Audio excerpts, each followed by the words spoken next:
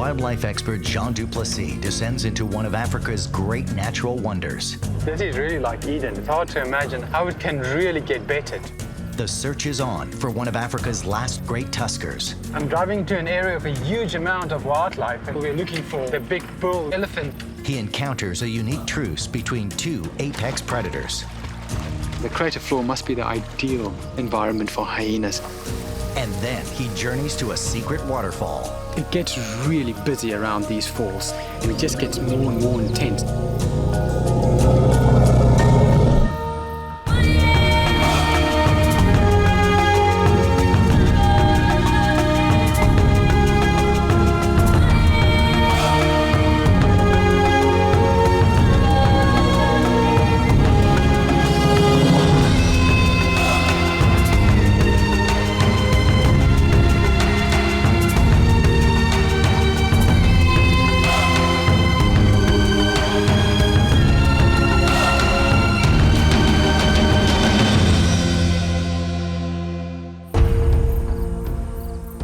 A spectacular wildlife ecosystem is not something that happens by chance. It develops over time, where everything in it evolves together, influenced by the weather and shaped by the geography of the land. When these two elements work in harmony, the results can be spectacular. One of the best examples of this is in northern Tanzania. It has been called one of the greatest natural wonders on Earth. This is Ngorogoro. The Ngorogoro highlands is a series of extinct volcanoes that once stood as high as Mount Kilimanjaro. A cataclysmic eruption 2 million years ago caused it to collapse, creating a massive crater 20 kilometers across and 600 meters deep that today is home to the highest concentration of mammals in the world. The volcano's outer slopes are covered by a thick montane forest that is home to a healthy population of elephants. Just by itself, Ngorongoro is spectacular, but it plays a far bigger role in the ecology of the area. To its north, Ngorongoro's major eruption buried the surrounding area in a thick layer of ash, creating the Serengeti Plains. The Ngorongoro's highlands act like a barrier, trapping the seasonal rains and turning what would otherwise be a dry and dusty plain into a lush green ecosystem that supports an incredible diversity of wildlife. But where it gives so generously to its north, it denies on the south. This is the Great Rift Valley. It's a massive scar caused by tectonic forces that are splitting Africa in two. It's home to many different animal species, including a healthy population of elephants. But in the dry season, the elephants all make their way inland to Lake Manyara and Tarangire National Parks. Both are in Ngorongoro's rain shadow. Although the area does not get abundant rain, the Ngorongoro highlands offer the southern land's water that trickles down from the mountains. That bit of water is a lifeline that sustains a small but rich and diverse ecosystem. Wildlife expert and safari guide Jean Du Plessis is at Lake Manyara National Park. The water coming down these waterfalls behind me is a result of rain that falls up in the Ngorogoro crater highlands and then siphons through the ground and ends up in these streams that all rush out into Manyara. This is the point where this Enderbush River will disappear into the sand and continue down to the lake as an underground river. It's interesting to see here where the water disappears into the sand that it's like a minefield of elephant droppings. This clearly is the most favorable place for elephants to come and have a morning and a late afternoon drink. And the whole time during the day, we'll have different herds coming through. At the moment, we are in a bit of an in-between season where there's quite a bit of water coming down the falls, but as we're progressing into the dry season, the point where the water disappears will become closer and closer to the base of the waterfalls, up until where we get into the middle of September, October, where it's extremely dry, and the only thing we will have would be a tiny trickle of water coming down the rocks and a tiny puddle at the base of the waterfalls.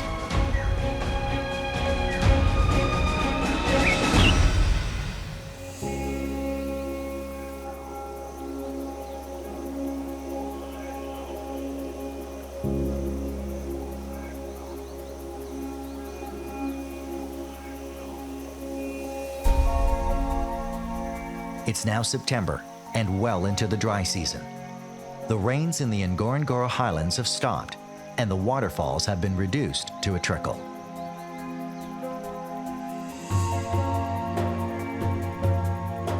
Lake Manyara is beginning to dry up. Those falls become very important to wildlife in the park. This is more than likely a small group that came in here early evening to drink. There's lots of signs of tracks all over the place, which tells me that different groups of elephants came in here during the evening. The water here must be some of the only water remaining in this Rift Valley system. It gets really busy around these falls towards sunset, and where you have herds from all across this area meeting here, and elephants don't generally do well with such a large congregation of different family groups. There's a lot of tension and stress, and it just gets more and more intense as the season gets dry. It can create quite a stressful situation for elephants. It's very loud, very sensory.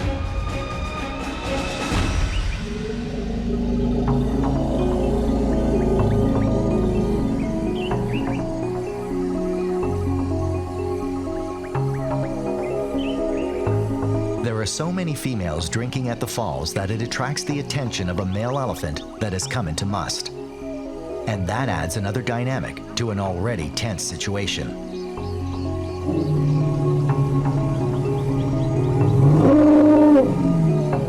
Must is a periodic condition that signals the elephant's intent to mate.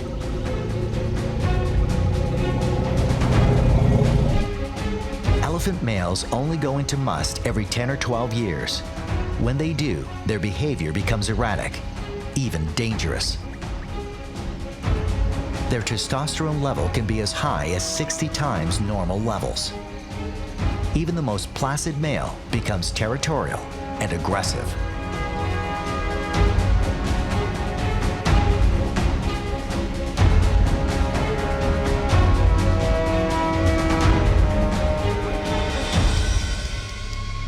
Judging from his size, this elephant is about 40 years old. He's big enough to do more than a bit of damage if he's provoked. In elephants, the must phase doesn't make him more attractive to females. In fact, because of the aggression, the mom and baby decide to leave. It's just too dangerous to hang around. After a bit of showboating, he realizes the females are only interested in a drink, so he heads downriver in search of another group.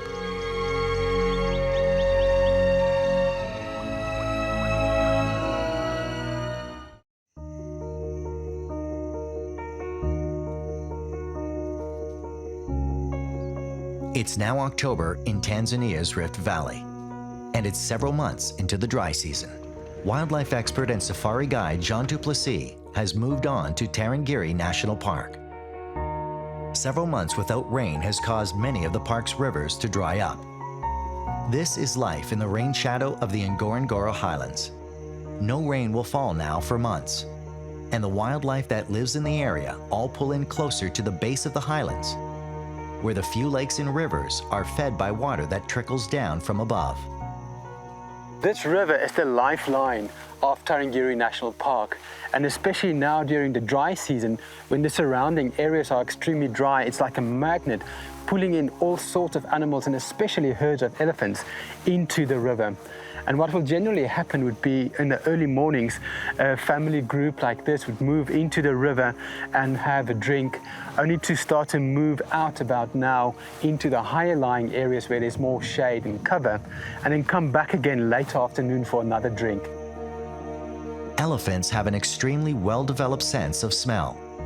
They can smell sources of water that are several miles away, and also water that is running below ground. Although there might be a little bit of surface water on the river right now, for most of the year, this river actually flows subterraneously. Elephants have evolved this great way to allow constant access to the water by digging big holes. I'm going to just do a little dig here to see how deep the water actually is. And the deeper you go, you eventually start to access water. This time of year, an elephant does not need to work hard at all, but as the season dries out, they will have to dig bigger and bigger holes.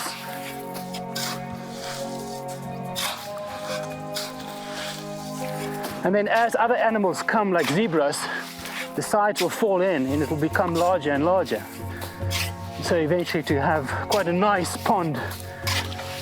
And the water is a little bit dusty now, but in a few minutes, this water, the dust will settle and it will be very clear.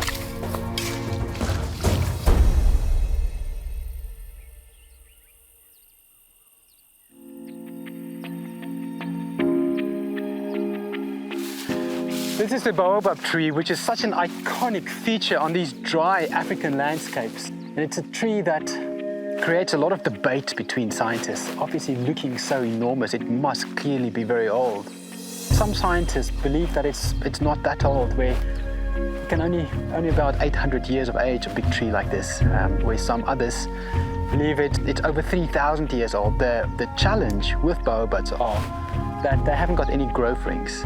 The tree is actually hollow inside and very, very fibrous and actually quite soft. And generally softwood trees will grow quite fast. These trees form the most incredible habitats for all sorts of animals, from insects all the way through to man.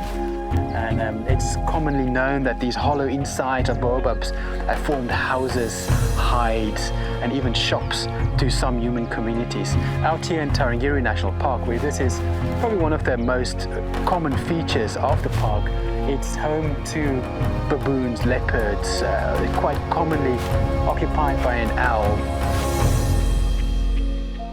The danger for these trees are when a severe drought might hit a system, that elephants can actually completely destroy them. If too many elephants start to feed on it and use their tusks to break off pieces of tree, it will kill a tree. One can clearly see here how the bark has been ripped away by elephants, and there's some tusk marks here where elephants will come in and put their tusks in and rip out pieces of this bark. Almost all other trees, when the bark is stripped completely around the tree, will die because nutrients cannot move up and down anymore. But baobabs are completely different, where it's not dependent on an outside bark. These trees will continue to survive, and that's a great feat to survive in an environment full of elephants.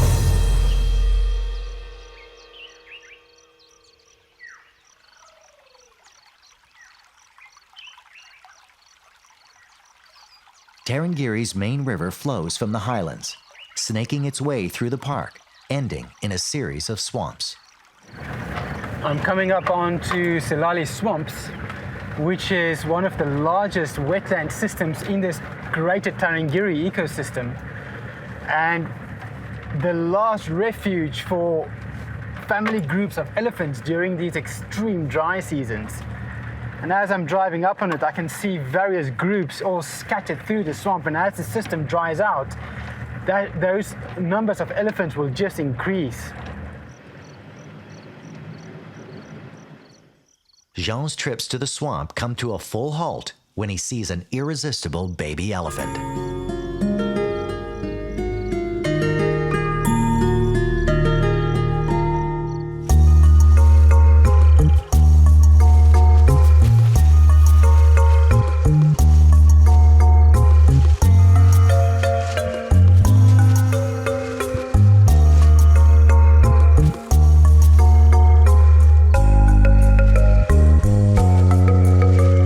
Is really having a good time thrashing around in the water. It's interesting that none of the other elephants are in there, and it's clearly having a fantastic time, just rolling around, getting completely submerged.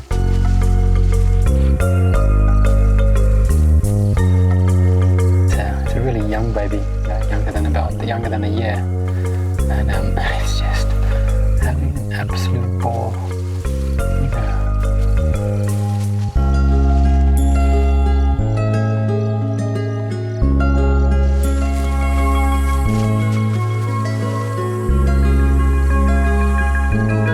This baby is younger than a year, and a good way to tell age at such a young age is that they can fit under the belly of a mum. That's generally an indication of being younger than a year.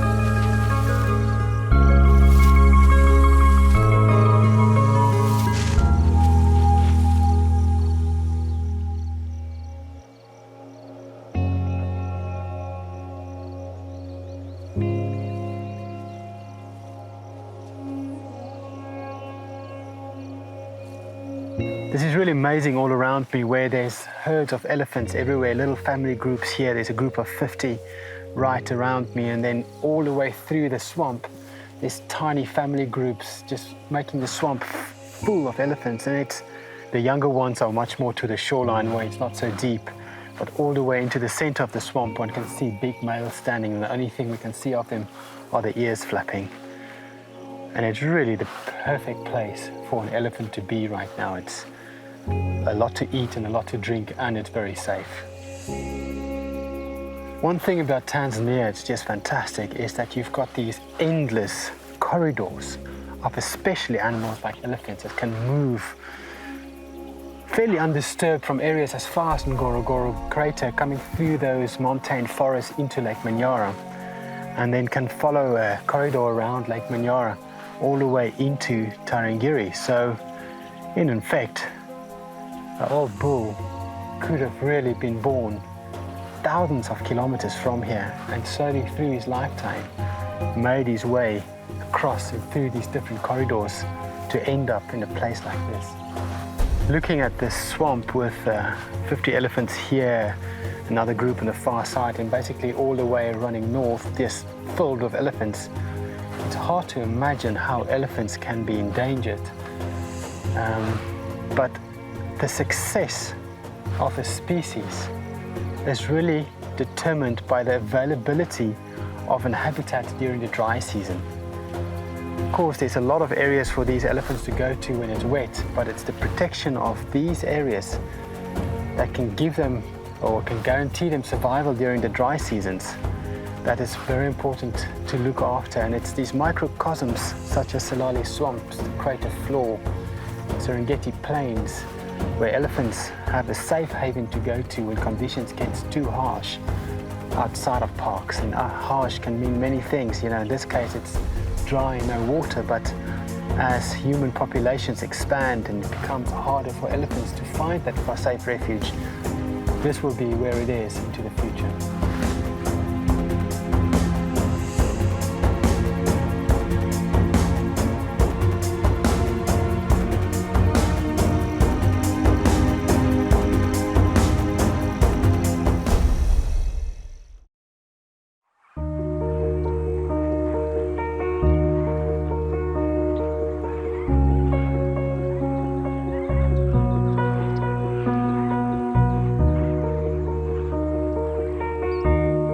To the southern side of Ngorongoro, the dry season runs from May through to October, when the short rains begin. The name doesn't refer to the amount of rain, but rather the season. The short rain season lasts only for a few months, and it very quickly brings an end to the dry season.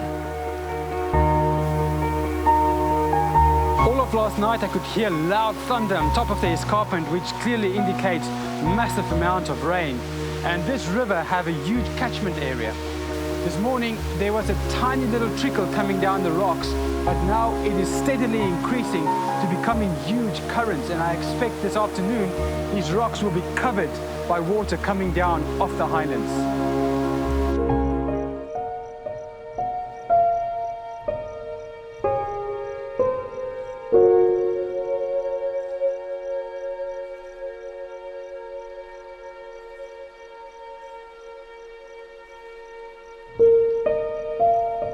After the pools at the base of the river fill, water begins to flow. At first as a trickle in the sand,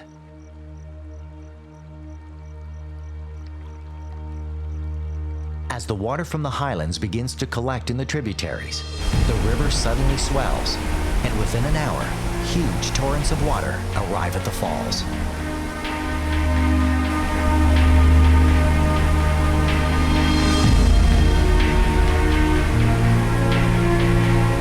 Before long, a group of elephants emerges from the forest. They have smelled the water. They know the river is flowing.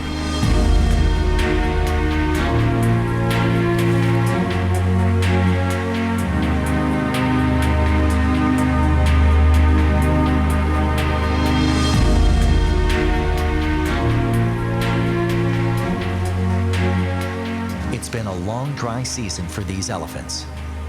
For elephants, water is not only crucial for drinking, they also need it to take care of themselves. An elephant's skin is thick and requires the moisture to help keep it healthy.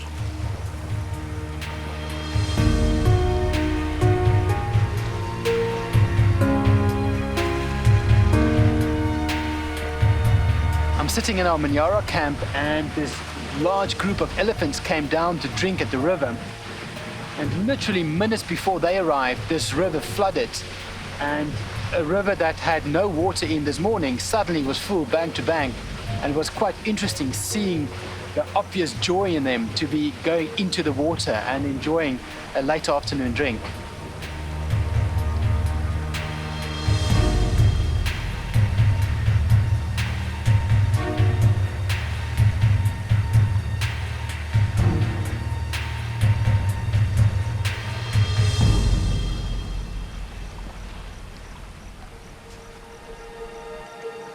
As the water flows, it rejuvenates the land, the trees, and forests that so many other species depend on. This Endovbash River is by far the largest river flowing into Lake Manyara.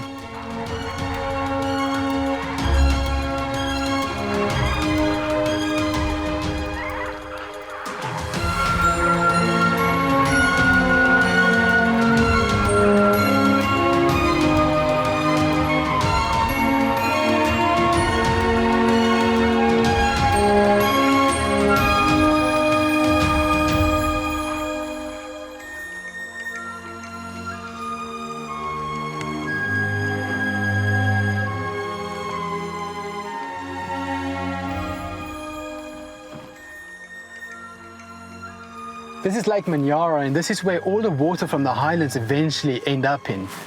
This is a really old lake, estimated about 3 million years old, and it used to be at least 5 times the size of what it is today.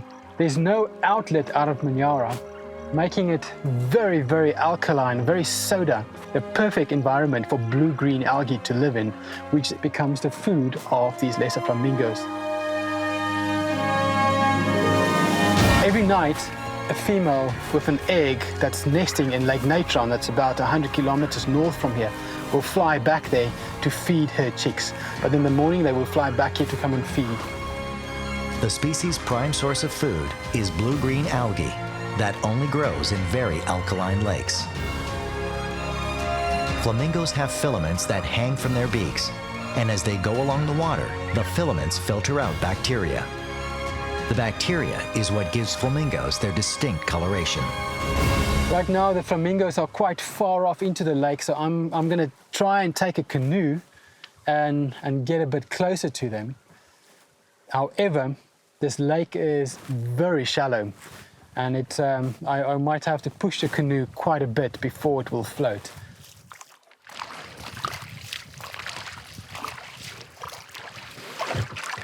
Let's see if we are stuck. Nope, there we go.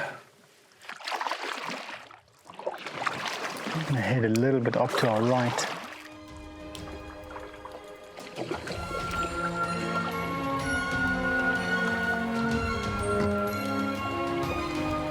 Getting a little bit closer to these flamingos now. You can see that they've been sitting here in the middle of the lake for the whole day, so their wings are stiff, and they're definitely seeing me, and they're starting to spread their wings out and getting it ready to fly if they have to. But it's interesting for me that they are all in a band here. Maybe there's a soil change where you will find more blue-green algae. So it is slowly drifting in. They are looking at us into the sun, so we might be able to get slightly closer than what we would being on the other side. They're getting a little bit nervous of us coming closer. The sub-Saharan breed of the flamingos are the lesser flamingos. The name refers to their size. They're the smallest of the breed, but even still have an impressive wingspan of 90 to 105 centimeters.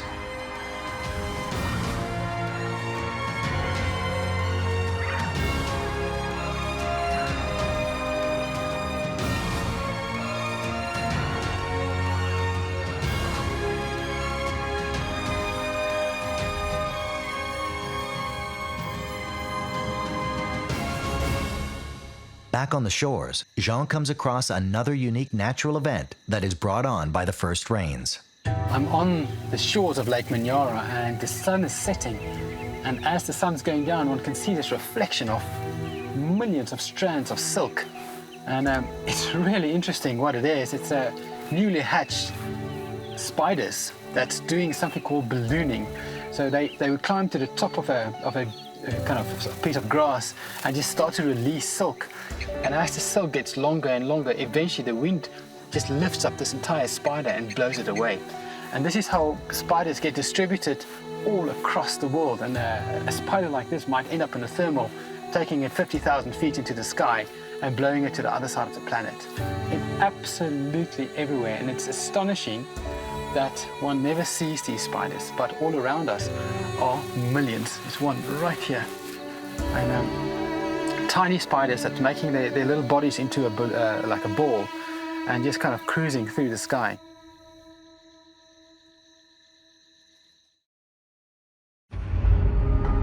Wildlife expert and safari guide Jean Du Plessis has arrived at the Ngorogoro crater. It's a spectacular volcanic caldera that was created over 2 million years ago, when the Ngorogoro volcano erupted so violently that it collapsed into itself, forming a perfectly symmetrical crater 20 kilometers across and 600 meters deep. Today, the crater floor is home to the highest concentration of wildlife in Africa, including all of Africa's most iconic animals, like lion and hyena. It's also home to a number of Africa's last big tusked elephants. The big tuskers are older males drawn to the crater floor's many swamps. There is one elephant in particular that is of interest to Jean. The word is that an old male with magnificent tusks has not been seen in a while, and there are concerns that he might have died. This caldera is such an amazing natural environment, and especially for old bull elephants, this is like a final retreat where they come and live their last days. And there's one particular bull that I would love to see. He's got the most amazing ivory, about 100 pounds a side, and it's a very rare sight these days to see these big bulls, and especially big bulls with big ivory. There's been talk about the last remaining large tusker dying in the crater, but recently someone said there's still one left, so I'm off on a mission today and try and find him. Africa's tusker numbers have been decimated by sport hunters who have targeted them specifically for trophies, and by poachers who kill elephants to supply the illegal ivory trade. I'm driving to an area with a huge amount of wildlife, and there's scattered bulls of elephants in between the wildebeest and zebras, and we're going a bit closer now to see if the big bull we're looking for might be in between them.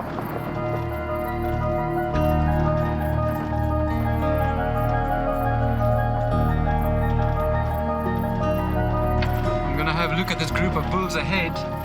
There's 5 or 6 over here, but quite a few more groups off in the distance, and then some scattered lone males as well. So I'll pull up here and start to scan them a bit, because the best way to see them is to just stop and take your time and look through it.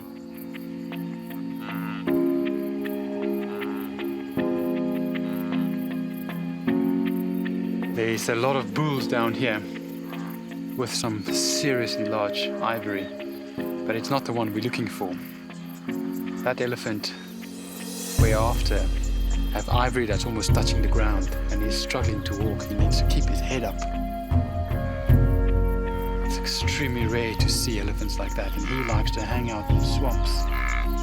So we're going to have to continue and look a bit more. However, these ones have impressive ivory as well.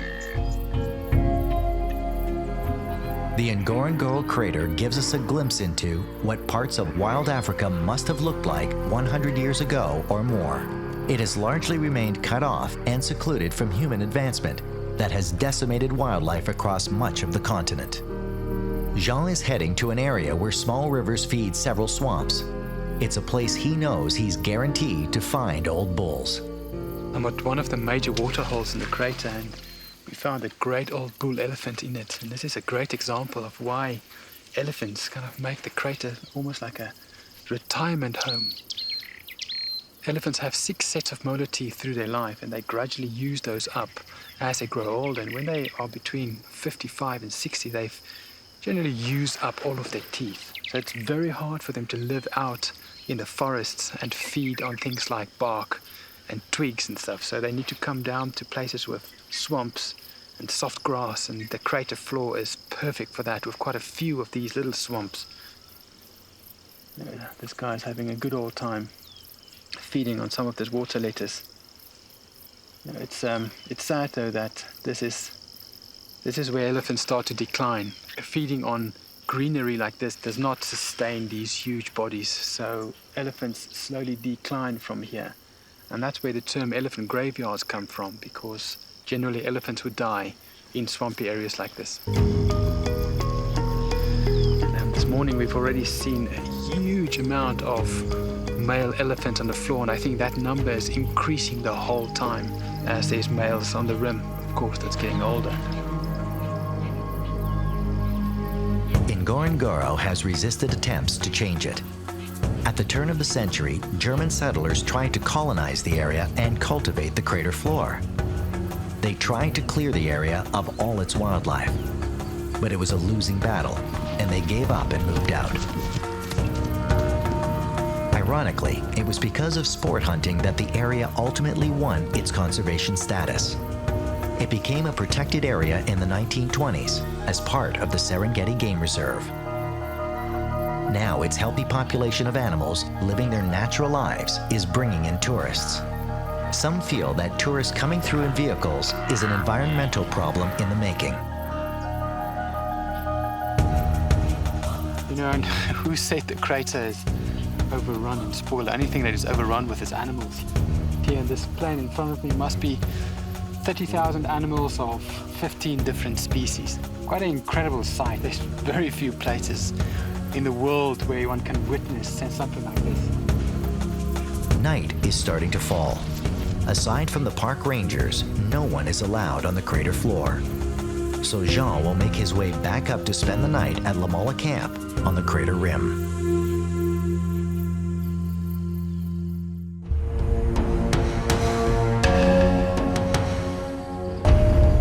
Wildlife expert and safari guide Jean Du Plessis is in the Ngorogoro crater, where he is searching for one of the last great tusker elephants.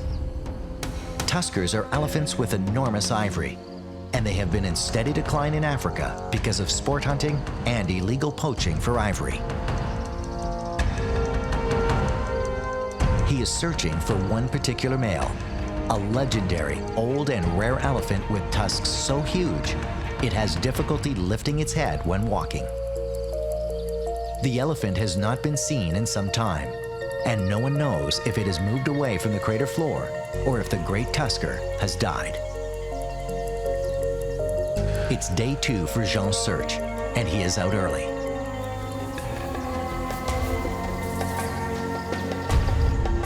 Ngorogoro has a high population of elephants, but they are usually found in the montane forests above. There's a breeding herd of elephants on the crater floor, and this is extremely unique. In 20 years of working and being on the crater floor, I've never seen females and calves right here on the bottom of the floor, sometimes on the edges of the forests. But to see them on the floor is almost unheard of. They are very nervous. They are running from side to side, and any vehicle starting up and any new noise obviously scares them and they change direction. It's not an uncommon thing to see elephants on open plains like in the Serengeti, but that would be a matriarch that knows the area. She's been there many times, and her confidence trickles down to the rest of the herd, making them all feel confident. This is completely the opposite, where they are all nervous. They all have their trunks up the whole time, smelling, trying to take in new scents. This matriarch has never been here. This is going to be a tough day for them, and I hope they eventually find their way to the west of the crater where there's a nice forest with fever trees. So at the moment they're still out on the plains. They've calmed down a little bit, and I think they're also really tired. Jean will keep an eye on this group. Hopefully, they will find their way out. Jean decides to move to higher ground, where he has a better vantage point and can scout for the tusker. On his way, he comes across a pride of lions. Like most animals in the crater, there is unique behavior here among predators. An average lion pride's home range in the Serengeti is about 200 square kilometers, but that's not possible here in the confined area of the Ngorogoro. There have been as many as 6 prides at one time within the crater's 260 square kilometers. And by the look of these two, they will add to those numbers. It seems like there's 2 mating pairs in this pride of lions, and it's interesting looking at this pride here. I am not seeing any cubs. So it is possible that a takeover happened here fairly recently. Basically, when males take over a pride of females, they would do something that's quite rare in the animal kingdom. It's called infanticide. It's killing all the cubs that does not belong to them. And by doing that, they ensure that they will mate with these females and raise their own litter. The females that would have lost their cubs will then go into estrus all at the same time, about 3 months after the takeover. So the males will mate with them. So generally, all the cubs inside a pride will be the same age. Unlike the Serengeti, where lion territories and territorial males change often, shaking up the gene pool, the crater population has remained static, which has led to problems at times. Inbreeding has weakened the genetics of the population. Lions have an interesting hierarchy. The females do a lot of the hunting and raise the cubs. Once the cubs are born, it's the male's job to keep the prides intact by defending against roaming or nomadic males. If the dominant males lose or are killed, the nomadic males take over the pride and kill all of the cubs. So Mother Nature has come up with a unique solution. Quite hard for females to conceive. Reason being is that so many males might come through and try and mate with them. Sometimes this pride of males will be with another pride of females that they are dominant over. And if a female hears an estrus and there's a nomadic male that comes through, he can get quite aggressive and they will actually mate with him, but they will not fall pregnant. So when the actual dominant males mate with them, they need to do that and mate about every 20 minutes for 5 days. It's estimated that there's about 1,500 copulations for every cub that reach 1 year old. The number of predators an area can support is directly related to the amount of available prey. Unlike the Serengeti, where much of the prey species migrate through a predator's territory for a short period, in the crater, the populations are resident and fluctuate very little. That makes for a more stable food source. Because of the high number of animals, the crater floor can support a large variety of carnivores. There's a really nice pack of hyenas over there. And the crater floor must be the ideal environment for hyenas, and certainly one of the most productive hyena environments in Africa. It's actually a misconception that hyenas are these massive scavengers, where here on the crater floor, they would hunt at least 70% of their food themselves. Strange enough, lions will scavenge quite a bit, and quite often one would find lions chasing hyenas off kills that they've made. And the way these hyenas will hunt would be by basically running something tired. They've got such amazing stamina. It's that construction of tall front limbs and short back ones, they've got a very economic gait, and they can go for hours. And they would find a wildebeest and stick behind it for hours until that wildebeest can't move anymore, and then kill it. Looking at the number of hyenas versus lions we've seen over the last couple of days, it's kind of clear to me that the hyenas is winning this race right now.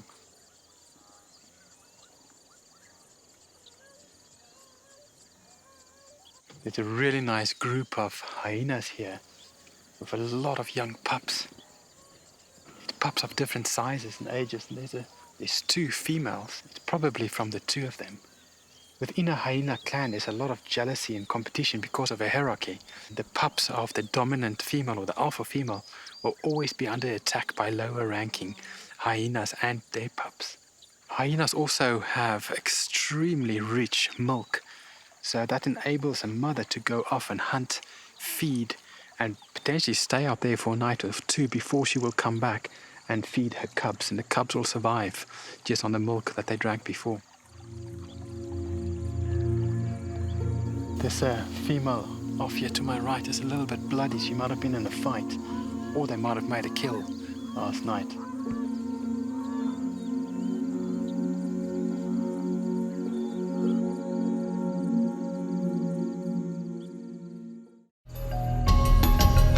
Wildlife expert and safari guide Jean Du Plessis is in the spectacular Ngorogoro crater. He's searching for an old tusker elephant that some fear may have died. He's an important animal, one of the last few remaining big tusked elephants that remain in Africa. While Jean has been looking for the elephant, he has come across 2 of the most prominent predators on the crater floor. As Jean is watching the hyena, several of the animals with blood on their fur head off into the distance. This can only mean one thing: the hyena are feeding on a kill. This is one of the coolest sightings I've seen in many years. It seems like what happened was these 2 male lions must have chased a buffalo. They didn't quite kill it, and it went for refuge in the water and died there.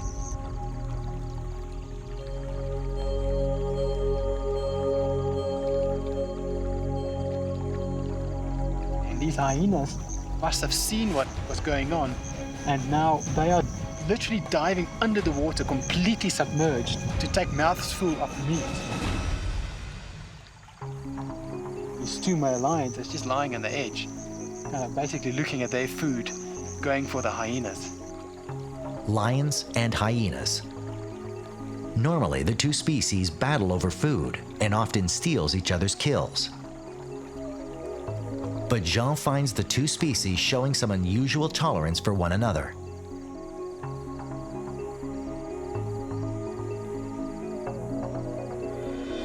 While Jean has been focusing on the situation between the lions and hyenas, something incredible happens.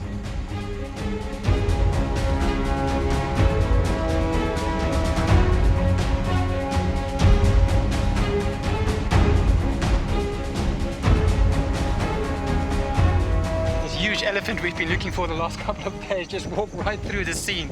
I mean, where in your life have you seen something like this, where you have these hyenas in the water, 2 male lions, and this the biggest elephant in the crater, and probably in Africa, walked right through this picture. It's incredible.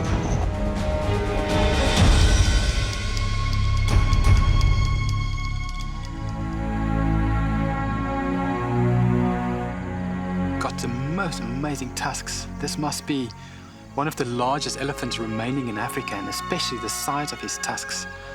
They are well over 120 pounds each, and perfect symmetry. It's very, very rare to see an elephant like this, and there must really only be a handful left in Africa. And this is one of the last of a kind. The gene of big tuskers are getting less and less, and it's going to be many years before elephants like this are out in the wild again.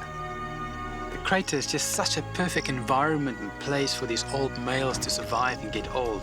All around the edge of the rim are observation points where rangers are looking into the crater and making sure that no poaching happens. And it's kind of been like this since the early 1900s, and poaching has been really, really under control here on the crater floor, allowing huge elephants like this to become old and massive like this. this old elephant may be the last of a dying species. For decades, elephants with large tusks have been killed for their ivory.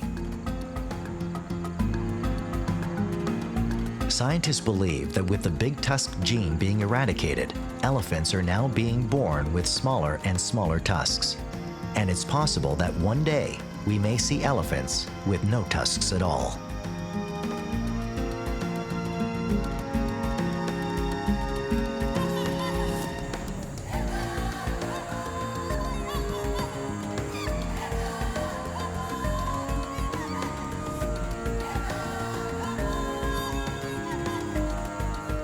For now, though the Ngorogoro crater, formed more than 2 million years ago, remains a refuge for the old tuskers and their offspring, its geology has made a barrier that has allowed animal species to survive and thrive, giving us a glimpse of what Africa may have looked like if human populations had not moved in and demanded greater and greater resources, putting its own survival ahead of these truly magnificent species.